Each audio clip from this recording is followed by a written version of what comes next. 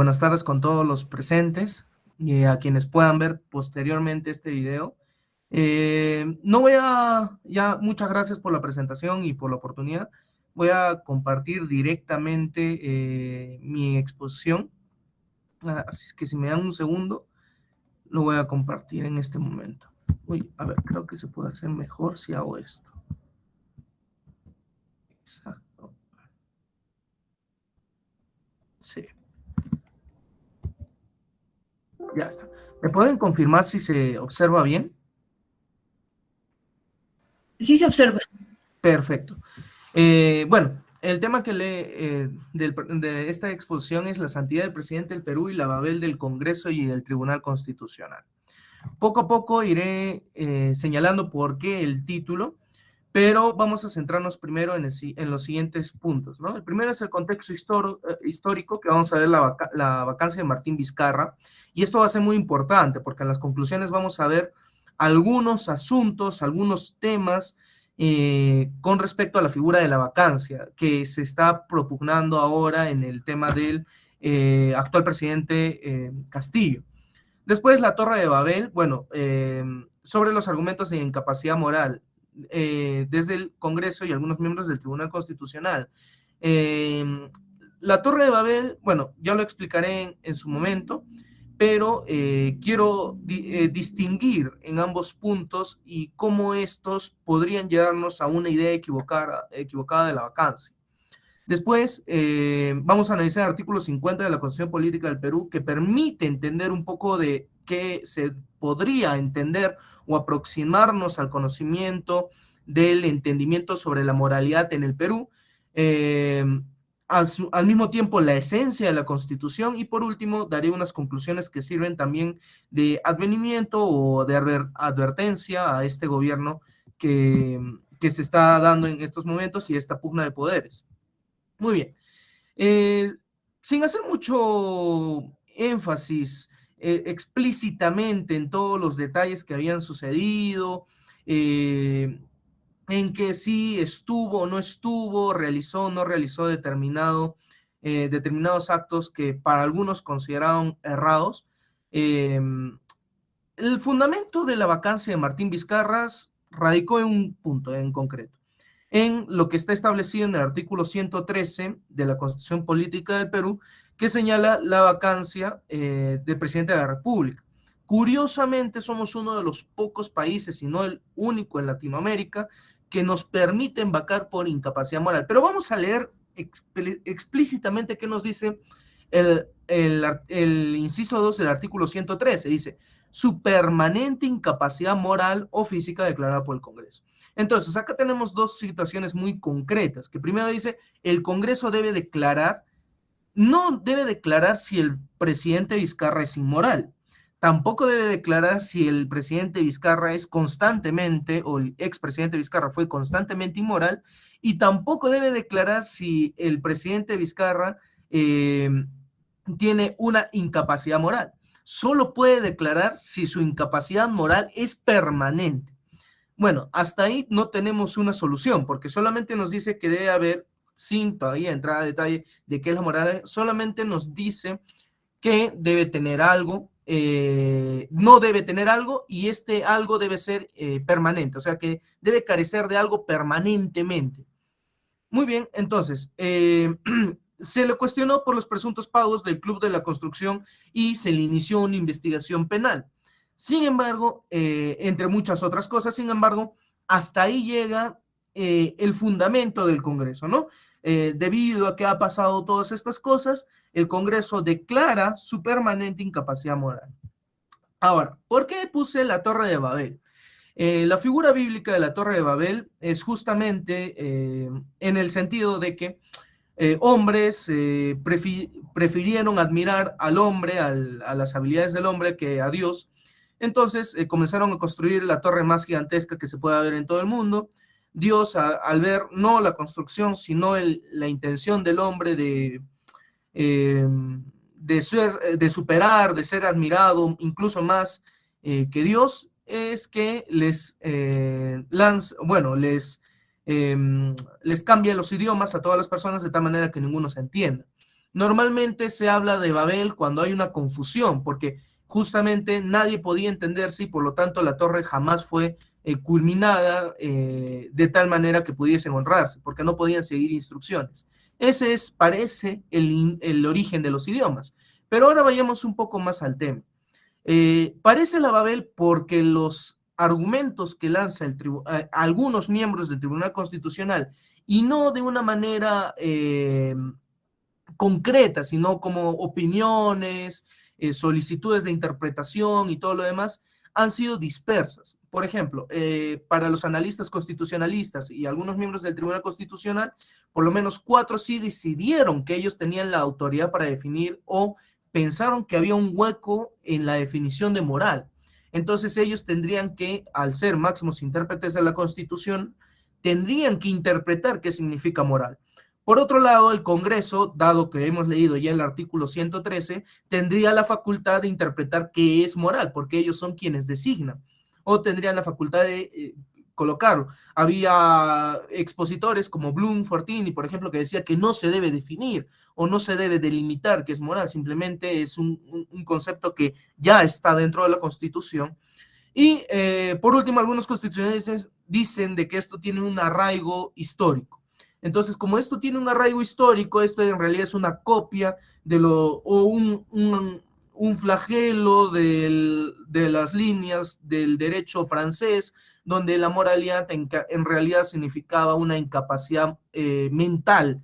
Entonces, lo moral está relacionado a lo mental. Entonces, todo mundo o bueno, estas dos instituciones y algunos abogados señalaban a lo que ellos creían correspondientes definir qué es moral. Pero claro, es muy difícil definir una moral teniendo en cuenta la constante diversidad del Perú. Entonces, incluso es muy complicado porque aún no logramos una identidad como país. Muy bien, entonces, ¿dónde creo que está la solución del análisis? No pretendo definir la moral, pero sí pretendo dar una pista de lo que la misma Constitución señala. Y para bien o para mal, el artículo 50 de la Constitución Política del Perú señala el Estado, la Iglesia Católica y entre otras confesiones, dentro de un régimen de independencia y autonomía, el Estado reconoce a la Iglesia Católica como elemento importante en la formación histórica, cultural y moral del Perú. Más adelante hay un pequeño párrafo, muy breve párrafo, donde dice, y podrá celebrar cualquier otro, podrá contribuir con cualquier otra institución. Pero acá quiero detenerme, porque dice, el Estado reconoce a la Iglesia Católica como elemento importante en la formación histórica, cultural y moral. Es decir, que dentro de lo que para el régimen constitucional o para los constitucionalistas o la Asamblea Constituyente que inspiró en la Constitución del 93, consideran de que eso algo que es moral, que todavía no lo hemos definido, sin embargo, eso algo no le corresponde a la Constitución definirlo, tampoco le corresponde al Congreso definirlo, y mucho menos al Tribunal Constitucional. A quien le correspondería definirlo, y como ahí está expreso, es a quien tiene el aspecto importante. Es decir, de todo lo que involucra o las características que podrían involucrar al, al, a la definición de moral, todos los elementos y todo ello, el elemento más importante lo establece la Iglesia Católica dentro de la moral que por lo menos se establece en la Constitución.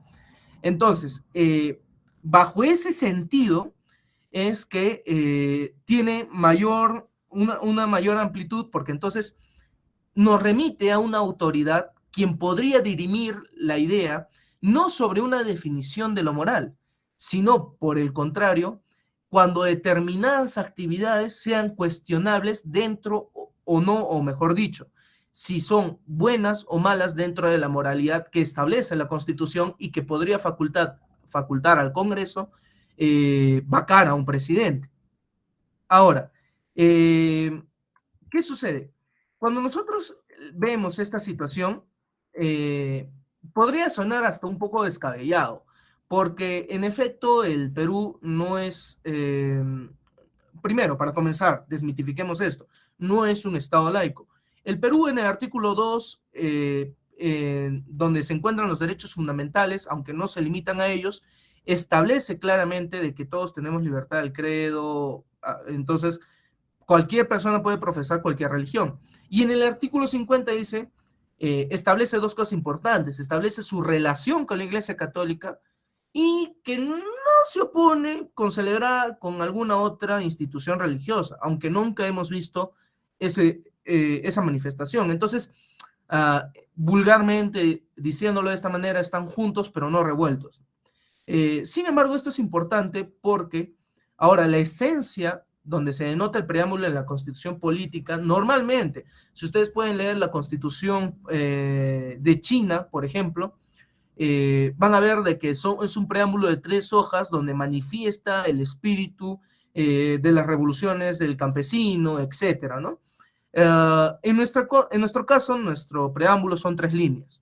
Y en estas 3 líneas nos da también otra pista. Nos dice, el Congreso Constituyente Democrático, invocando a Dios Todopoderoso, obedeciendo el mandato del pueblo peruano y recordando el sacrificio de todas las generaciones que nos han precedido en nuestra patria, ha resuelto dar la siguiente constitución.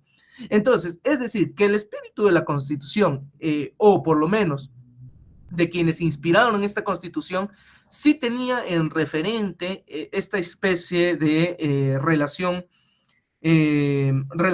con una deidad, porque ahí dice invocando a Dios Todopoderoso, pero en el artículo 50 se complementa y dice no es una deidad cualquiera, sino es el Dios o lo que conciben los católicos como Dios. Entonces, ya nos da un panorama más concreto. Entonces, ¿por qué puse la santidad? Porque entonces, los términos de bien y mal, que ya serían muy complejos, podríamos citar a Schmitt, por ejemplo, o a otros que justo eso es lo que determina la política, el bien y el mal, pero en este caso el bien y el mal no sería lo bueno y lo malo en general, o lo bueno y lo malo desde una perspectiva, sino sería lo bueno y lo malo dentro de lo que establece los parámetros de la Iglesia Católica. Entonces yo no digo de que la Iglesia sea el que, ¿cómo digo? El poder, el cuarto poder o una especie de poder arraigado. Sin embargo, sí considero que para el esclarecimiento de determinadas actividades, sí es la Iglesia Católica. Entonces, ¿por qué pongo la santidad? Porque entonces, si nosotros hablásemos de que se puede vacar un presidente por inmoral, cosa que no dice el cuerpo constitucional, entonces no le estás hablando de, o sea, o que no vaya acorde, o que no, sus actos no sean buenos acorde a la moral, no estamos hablando solamente de eso, sino serían de la santidad, santidad en la palabra de latín, sanctus, que es el apartado del pecado. Entonces estarías pidiendo que tu presidente sea apartado del pecado y tendría mucha coherencia porque parecería de que no estás pidiendo un presidente, sino un Mesías. Y digo coherencia porque eso es muchas veces en lo que los peruanos optan por votar por una persona, ¿no? Una persona que pueda solucionar todos los problemas, que sea capaz y parecería en cierto caso que sería una especie de salvador, de redentor, que elimine la corrupción, la delincuencia, la economía esté bien, que todos estemos bien, que no haya ningún problema. Entonces, parecería que eso esperaría el pueblo peruano. Ahora, ¿cuáles son mis conclusiones acá? Esto es sencillo y para terminar diría lo siguiente. El actual gobierno del señor Castillo ha tenido muchas objeciones, para comenzar con Adriana Tudela. Ella señala, por ejemplo, que la incapacidad moral permanente, o sea, miren, hablando ya en estos términos, bajo una visión judio-cristiana, no podríamos hablar realmente de que toda, o sea, de que toda la persona es buena, sino de que se ve tentada por el pecado y procura hacer el bien. Entonces, cuando tú dices incapacidad moral permanente o permanente incapacidad moral, esas son las palabras que usa, tú te estás refiriendo a que una persona no solamente no pueda decidir entre el bien y el mal, o entre lo bueno y lo malo, o entre el pecado y, en este caso, lo ordenado por Dios o lo bueno, sino que acá estás diciendo de que permanentemente esta persona no sabe escoger, no podría escoger entre el bien y el mal. Por ello, Adriana Tudela, por ejemplo, dice, ¿sabes qué? Vamos a cuestionar al presidente Castillo por haber colocado a Guido Bellido como primer ministro. Eso es incapacidad moral, permanente incapacidad moral. Pero ¿cómo podrías demostrar que es permanente? Tendrías que cuestionar que todos los actos del presidente Castillo, absolutamente todos, no puede distinguir entre entre el bien y el pecado. Ahora, más allá de eso, también sería bueno señalar lo siguiente. Hace poco, realmente hace muy poco, una congresista, voy a señalarlo bien, la congresista Roseli Amuruz solicitó que se considere como un acto inmoral el presidente Castillo designar a Iber Maraví como ministro de Trabajo. Muy bien, pero de nuevo tenemos esa misma confusión, porque confunden entre la vacancia por inmoralidad, que no existe eso, con la vacancia por incapacidad moral o permanente incapacidad moral. Bajo ese contexto, para poder demostrar que el presidente tiene una permanente incapacidad moral, no podemos recurrir a argumentos de si es inmoral o no, o argumentos si siempre es inmoral, o incluso argumentos de que no puede distinguir la moral, sino que durante todo su gobierno o no pudo haber decidido entre lo bueno y lo malo, no sabía, no tenía una brújula. Quizás, acá ya me aventuro un poco y para terminar, quizás, solo quizás, podríamos estar hablando de esta especie de ser, de la banalidad del mal, ¿no? O una especie de sujeto que no tiene brújula moral, no piensa y solamente hace las cosas cuando le ordenan o no. Quizás podría ser ese un argumento para la vacancia. Sin embargo, ese criterio tampoco me corresponde a mí, sino como ya lo había mencionado, correspondería cuestionar cada una de sus actuaciones a través de la institución de la Iglesia Católica, por lo menos en la Constitución Política del Perú del 93. Eso sería todo. Muchas gracias. Muchas gracias por su ponencia. Ahora vamos a pasar al siguiente ponente, que es Luis Alberto Triana Llano, quien se graduó en el Politécnico Colombiano Jaime Isaza Cadavid como ingeniero en seguridad e ingeniería ocupacional en el 2001 y actualmente estudia filosofía en la Universidad Nacional Abierta y a Distancia, UNAD, de Colombia. A continuación le damos pase para que sustente su ponencia. Bueno, buenas tardes. ¿Me confirman si me escuchan bien, por favor? Sí se escucha bien. Perfecto.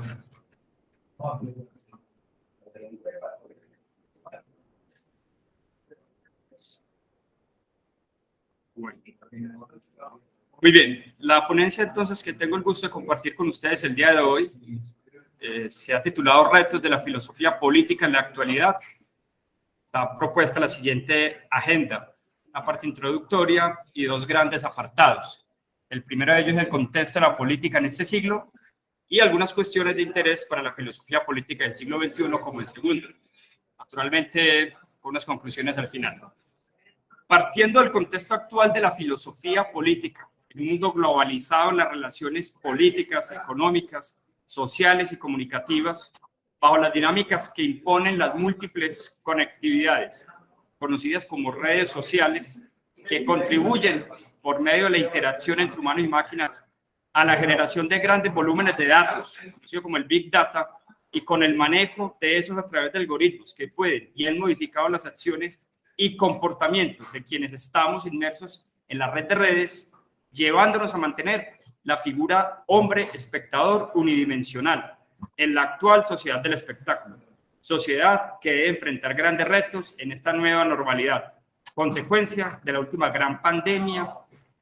Se proponen entonces cuestiones de interés para la filosofía política en el siglo XXI, planteando algunas reflexiones iniciales para esta rama de la filosofía. Continuando con la agenda, en la parte introductoria, he de indicar que durante los últimos 25 siglos se ha discutido, buscado y ensayado diferentes formas para lograr el bien común. Sin embargo, en un sistema socioeconómico, político inacabado, no se ha hallado un modelo que permita encontrar aquello que mejor funcione.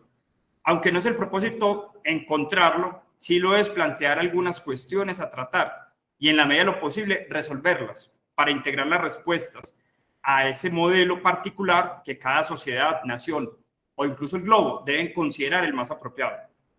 Cuestiones estas que guían esta ponencia. ¿Cuáles son? ¿Es la democracia el mejor modelo? ¿El rechazo a la opinión, al pobre, al extranjero, constituye un obstáculo para lograr el bien común? ¿Es posible y necesaria una ciudadanía global? ¿Cómo impactará la inteligencia artificial la política? ¿Estamos en el auge de las democracias totalitarias? Desde ya puede inferirse que estos interrogantes pueden dar para verdaderos tratados contemporáneos de filosofía política, pero dado que no es el objeto en este momento, ni está al alcance de esta ponencia, en función del tiempo y el espacio disponible, solo se van a esbozar y plantear algunas reflexiones iniciales que allanarán el terreno para ulteriores investigaciones. Muy bien, continuando con la agenda, vamos al primer apartado, es el contexto actual de la filosofía política. En su teoría de las ideas o de las formas, ya Platón propuso que el mejor gobernante sería el filósofo, ya que solo éste entiende las formas y en particular la forma del bien. Durante mucho tiempo esta idea estuvo presente, no solo entre filósofos, sino entre gobernantes, al punto que hubo filósofos que se hicieron gobernantes y hubo gobernantes que se hicieron filósofos. Además, ha sido común que el filósofo fuera el educador de la clase gobernante. Un ejemplo de ellos es Aristóteles como tutor de Alejandro Magno. Ellos suponían que el filósofo educa al gobernante y a través de este al género humano, lo cual no solo resulta anacrónico, sino que además sitúa la filosofía política en un escenario desgarrador y poco prometedor, especialmente en esta época, la época de la información y la desinformación, en la que requieren nuevas maneras para intervenir en un escenario mediado por la tecnología y las redes sociales. Como mínimo, debería la filosofía política tener en consideración estos 6 aspectos. Naturalmente, los que considero yo a mi juicio. Primero de ellos, el hombre espectador unidimensional. Segundo, la sociedad del espectáculo. Las redes, como tercero. Cuarto, el Big Data, la inteligencia artificial y, por supuesto, lo que se ha denominado la nueva normalidad. Veamos estos aspectos en detalle. El hombre espectador unidimensional. Esta es una sociedad de consumo y principalmente se consume información, especialmente información banal, instantánea y superficial, tratando de contrarrestar el aburrimiento mediante el entretenimiento. Ya lo afirmaba Pascal al indicar que todos los males que advienen al hombre provienen del aburrimiento, de su incapacidad de resistir la soledad de unos cuantos días en su habitación.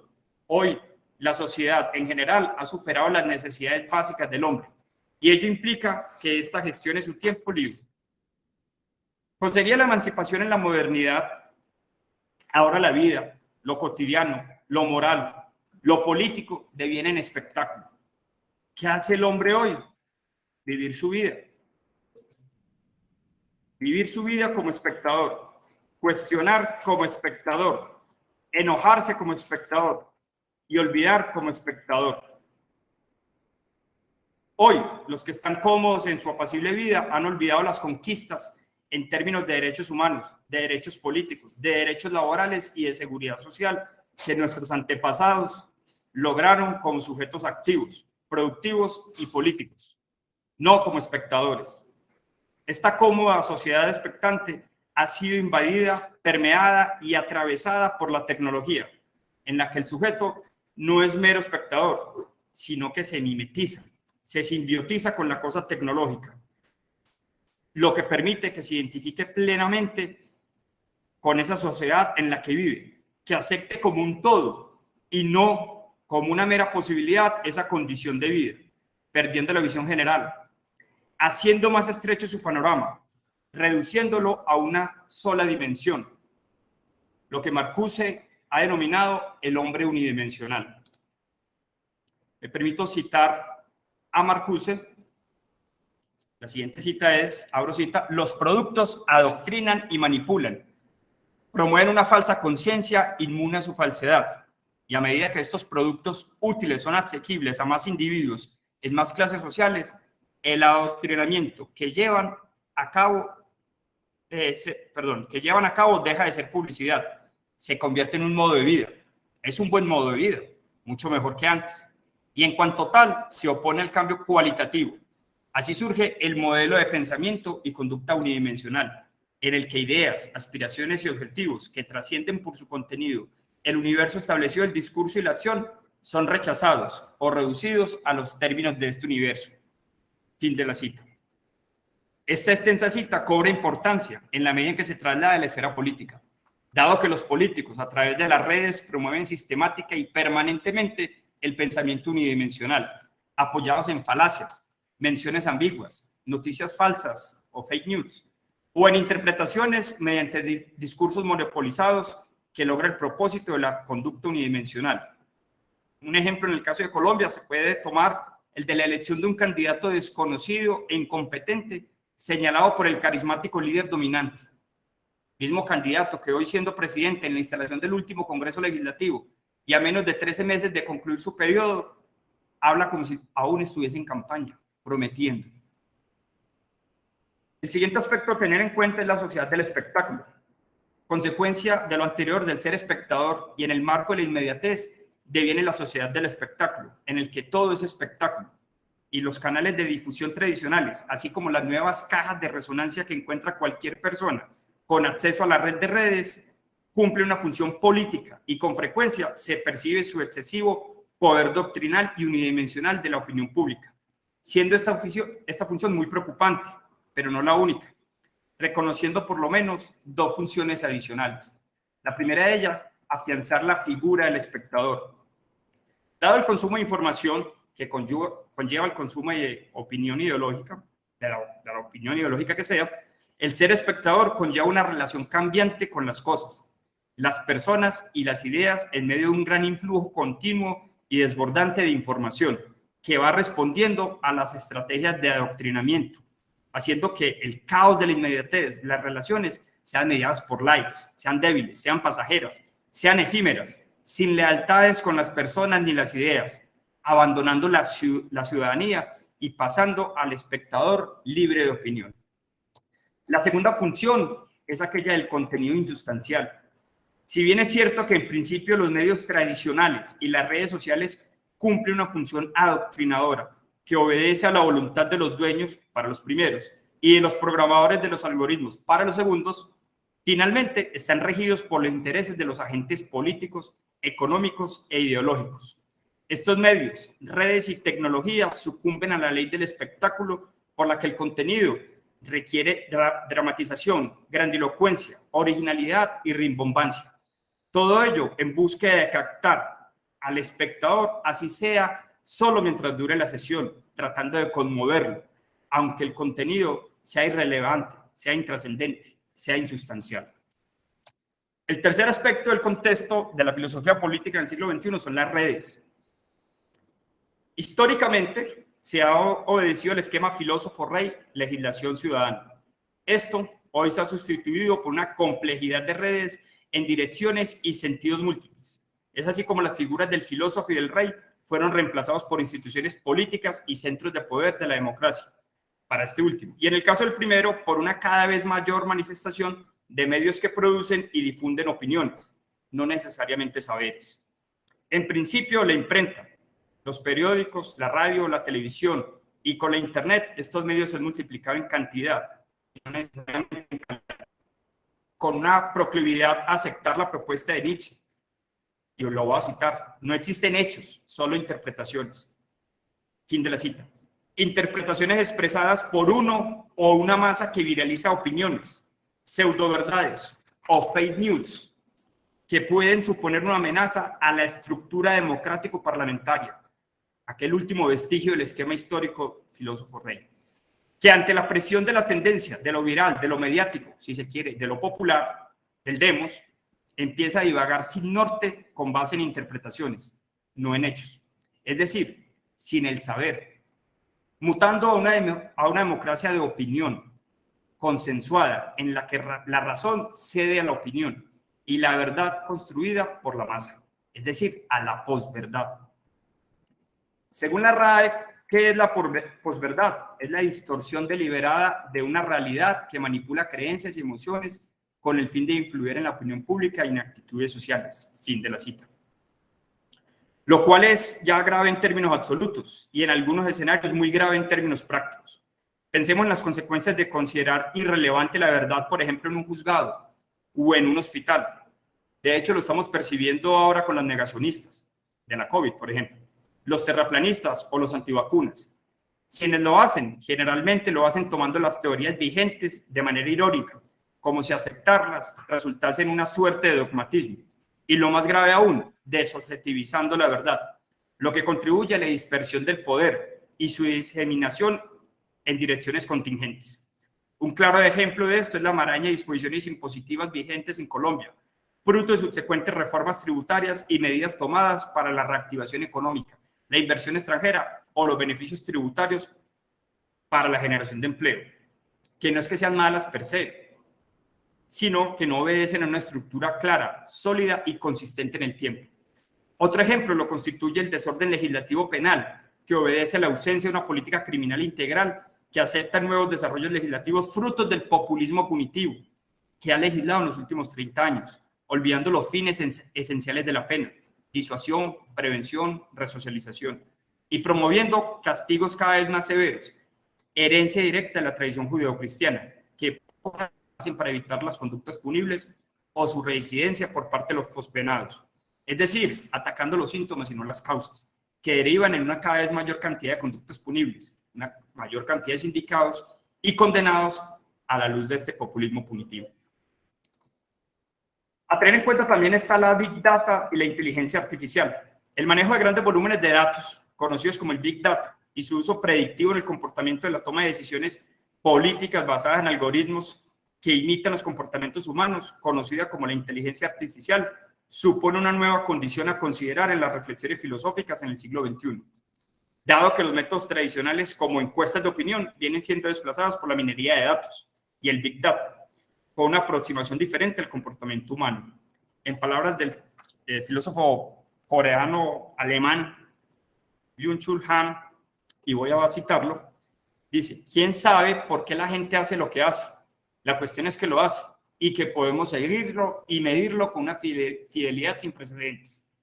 Con suficientes datos, los números hablan por sí mismos. Fin de la cita. Lo que supone una manera estadística de obtener inferencias sobre el comportamiento y, si se quiere, persuadir el mismo.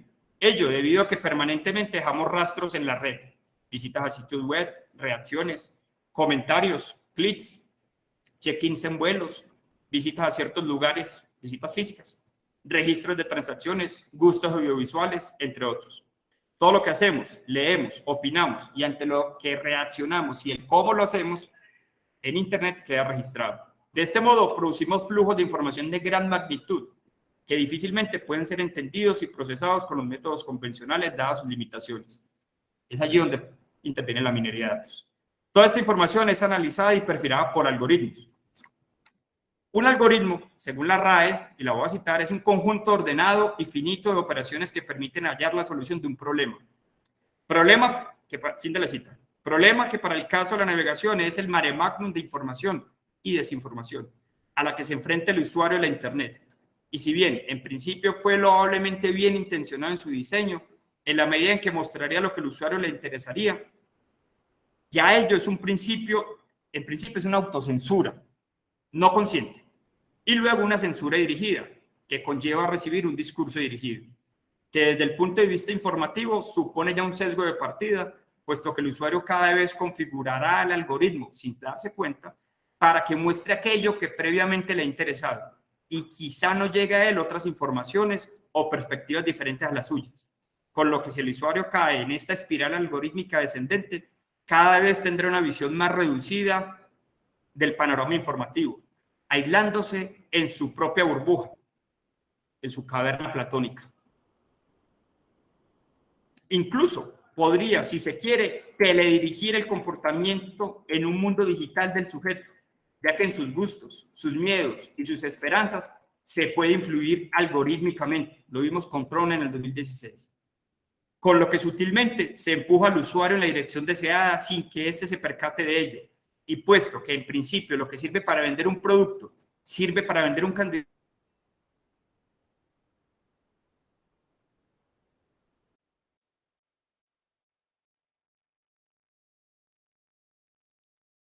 Bueno, debido a los problemas de conectividad, el ponente no está logrando reingresar y su celular está apagado. Entonces, vamos a pasar a las preguntas y dar el plazo para que pueda intentar reingresar al conversatorio.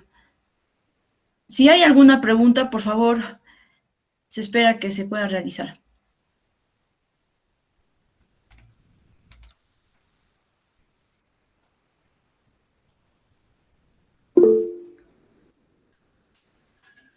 Ya, Eduardo, se te da la palabra. Gracias, Verónica. Tenía dos preguntas para cada ponente, pero de repente después cuando reingrese Luis, puedo preguntarle a él. Bueno, entonces la pregunta es para Mikhail. Mikhail, tu exposición ha estado muy interesante porque la verdad yo no había tomado en cuenta esto de la iglesia. Sí, pues todos los peruanos hemos visto últimamente esta polémica acerca de cómo debe interpretarse este artículo, pero al menos con la respuesta que yo había quedado satisfecho después de que hubo este debate, es de que esta vacancia hacia Vizcarra tenía un precedente, ¿no? En Fujimori, que pues no estaba ni loco, ni era un incapaz en el sentido psicológico, ¿no? Sino que simplemente cometió algo que el Congreso consideró una inmoralidad. Luego también me puse a leer algunos datos históricos más y tengo entendido que con otras constituciones el Perú también vacó presidencialmente a políticos como Billinghurst y no recuerdo quién más. El caso es que históricamente nunca se ha utilizado, así se haya ideado así, nunca se ha utilizado esto de que el presidente debe estar incapacitado psicológicamente. O sea, en otros términos, no debe ser un enfermo mental, ¿no? Siempre se ha utilizado, así hablando históricamente, en la contienda política. Entonces, la pregunta que yo quería hacerte es qué solución tenemos que darle al asunto, porque hasta he escuchado últimamente que una constitucionalista está buscando o promoviendo que este artículo se reglamente, que haya una interpretación exacta, porque, bueno, si bien es necesario que haya un control al presidente, tampoco podemos vacarlo por cualquier acción inmoral que realice. Si ese fuera el caso, pues cuántas acciones inmorales comete un presidente. No sé si estuviste el día del preconafil, de este preconafil, el profesor Arbaiza enfocó la ética como una tecnología. Yo desde siempre he pensado que es así, la ética es una tecnología, y también que el derecho es otra tecnología, ¿no? Una técnica social, más allá de buscar de repente interpretaciones metafísicas o esenciales de qué es la moral o qué no es, yo creo que se debería buscar normar esta figura de la vacancia presidencial de tal manera que no se afecte a la gobernabilidad, pero que tampoco se permita que el presidente haga lo que le dé la gana, ¿no? No sé si tú tienes alguna propuesta o qué opinas acerca de este enfoque. Gracias. Pues muchas gracias, Eduardo, por la pregunta. A ver, pues sí, mira, es curioso ya, en la Constitución de 1933 no se menciona en ningún momento este apartado que yo he hecho mención del artículo 50 de esta Constitución, la que tenemos ahora, la de 1993. En la de 79 sí, de hecho, la Constitución del 93 copia tal cual del 93 copia tal cual lo que señala la Constitución de 79. Entonces, acá cabe hacer precisión de lo siguiente. A mi considerar, claro, por eso dije Babel, me encanta esa palabra, porque hay una confusión entre lo explícito del cuerpo normativo, bueno, del cuerpo constitucional en el artículo 134, donde se hace manifiesto qué es la incapacidad, bueno, qué es permanente incapacidad moral.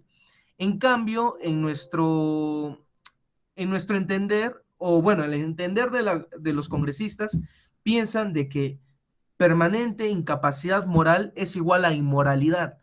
La pregunta sería, quizás un tanto lógico o no sé, es lo mismo decir permanente incapacidad moral o tan solo decir incapaz moral que decir inmoral. Eso a mí, ese es el meollo del asunto para interpretar. Entonces, para ese análisis o ese criterio no necesitamos recurrir realmente al TC, no necesitamos recurrir al Congreso, a abogados constitucionalistas. Y ahora, acá viene un problema. La norma de suyo, si se quiere reglamentar esta idea de la vacancia, va a tener que ser específica.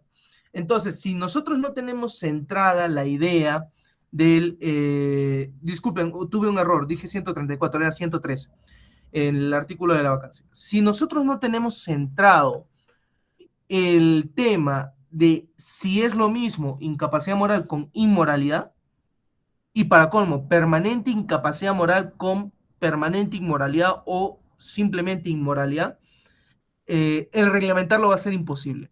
Porque si nosotros partimos de la premisa de que es sinónimo de inmoralidad, tendríamos que, como cualquier otro procedimiento sancionador o un procedimiento penal incluso, tendríamos que tipificarlo, es decir, tendríamos que normativizar cada una de las conductas que se pueden sancionar.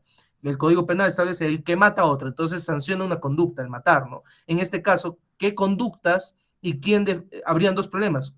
Señalar todas las conductas que puedan ser consideradas inmorales y por último, ¿quién tendría el encargo de señalar todas las conductas que sean inmorales? Casi no parecería un reglamento, parecería la Biblia misma. Entonces, por ahí creo que la respuesta de reglamentar sería complicado.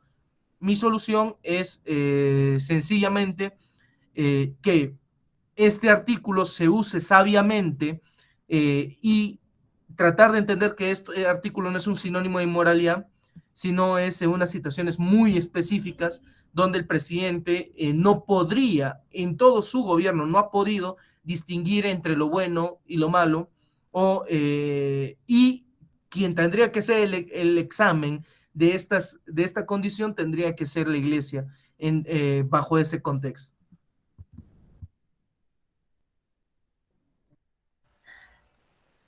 De los presentes, ¿hay alguien más que quiera realizar alguna pregunta?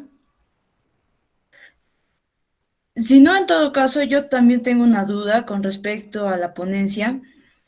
En el año 1993 ya se tenía un concepto objetivo de lo que es la moral y constitucionalmente, entonces, ¿por qué la Iglesia Católica tendría que definir el término moral si somos un Estado laico y no se estaría deslegitimizando la función del Congreso y el Tribunal Constitucional al tener que recurrir a la Iglesia Católica para que defina el término de la moral? Muy bien. Para responder tu pregunta voy a segmentarla rápidamente en lo siguiente. Estado laico, complicado. ¿Desde qué ámbito? Existe, la palabra laicidad tiene una connotación meramente de la Iglesia Católica. Esto no es del mundo meramente filosófico, sino también desde el mundo eclesial más que todo. La Iglesia considera laicos a aquellas personas que no siguen una vida dentro del orden jerárquico eclesial. Entonces, yo como devoto, por ejemplo, de la Iglesia Católica, soy un laico, porque no soy parte yo no soy cura, no tengo una incidencia directa en este mundo. Pero entiendo que en filosofía política es un poco distinto, es la separación, la secularización entre el Estado y la Iglesia. Pero ahora yo devuelvo la pregunta y me la respondo al mismo tiempo. ¿Es realmente el Perú un país laico? Tengámoslo en consideración lo siguiente, desde el 93 hasta la actualidad, es más, voy a retroceder más en el tiempo, desde el 79 hasta la actualidad, no he visto de que el Perú haga alguna colaboración con otras confesiones religiosas. ¿Por qué? Porque el laicismo ahora tiene la tendencia a dividirse en dos. El laicismo negativo, donde un Estado no colabora con ningún tipo de confesión religiosa, y el laicismo positivo, donde el Estado colabora con todas las confesiones religiosas. En este sentido, el Perú no ha demostrado colaborar con todas las confesiones religiosas, entonces no es laicismo positivo, a pesar de que podría, pero nunca lo ha hecho. Entonces, porque si no tendríamos mezquitas, templos y muchas otras que no sean apartadas realmente de esta visión católica, cristiana, como podrían ser otras religiones, ¿no? El catolicismo, cristianismo, los mormones desde otra perspectiva, etc. Ahora, por otro lado, tampoco he visto de que el Estado sea un Estado confesional puro para los ojos de la Iglesia Católica. Por eso dije esa frase vulgar, no juntos pero no revueltos. O sea, solo colaboro contigo, pero no quiero que me llames confesional. O sea, tomo tus principios, pero no soy confesional, pero tampoco adopto otros. Entonces, tanto el laicismo positivo como el negativo realmente son descartados fácilmente porque no cumple ninguna de las dos. No cumple el Estado sin ninguna injerencia, y ya lo hemos visto en el artículo 50, donde lo reconoce a la Iglesia Católica. O sea, se dirige a un en específico. De hecho, una de las fundamentaciones es en este artículo, el preámbulo que les leí, ¿no? Donde dice invocando a Dios Todopoderoso. Ahí podríamos decir es laico porque no se dice qué Dios, ¿no? Entonces, podría ser cualquier Dios, pero el artículo 50 nos termina de vislumbrar. Por lo tanto, ojo, no pretendo de que la Iglesia Católica defina moral. En lo que exponía decía que la moral tiene muchos elementos, pero para la Constitución política, la misma Constitución dice, yo no soy pertinente para definir qué es moral. Es decir, el derecho no lo puede definir, yo no voy a definirlo, ni el Tribunal Constitucional, ni el Congreso. O sea, ninguno de nosotros somos los capaces para definir moral. Lo único que dice, mira, ¿sabes qué? El elemento más importante de todo lo que podría significar moral lo tiene la Iglesia. Entonces, si cualquier definición, cualquier concepto que tengamos, no recurrimos ahí, estamos dando un concepto de moralidad sin el aspecto importante, lo cual caería en un fracaso rotundo del concepto mismo. Entonces, ¿qué se pretendería? De que la Iglesia no dé una definición, pero sí que pueda ser juzgador o pueda determinar de las acciones, no del sujeto, de las acciones que se podrían considerar no inmorales, porque la Constitución no te exige que sea inmoral, sino que las acciones a lo largo de un gobierno central sean o tengan permanente incapacidad moral, ¿no? Eso es lo que yo diría. Entonces, en tanto, la laicidad del Estado yo discrepo mucho, y con respecto a lo otro, de si lo debe definir, no debe definir, debe solamente ser una voz de ayuda que pueda orientar al Congreso a tomar determinada decisión. Ya, muchas gracias. ¿Hay alguna pregunta más que se tenga que realizar? Si no, en todo caso, se agradece la participación de los ponentes. También las ponencias han estado interesantes, y a la continuación de las siguientes fechas se realizará el coloquio CONAFIL, el Congreso CONAFIL, y se les invita a poder participar, enviando sus humillas y posteriormente los trabajos completos, ¿no? Bien, eso sería todo con respecto a las ponencias realizadas en esta ocasión. Muchas gracias.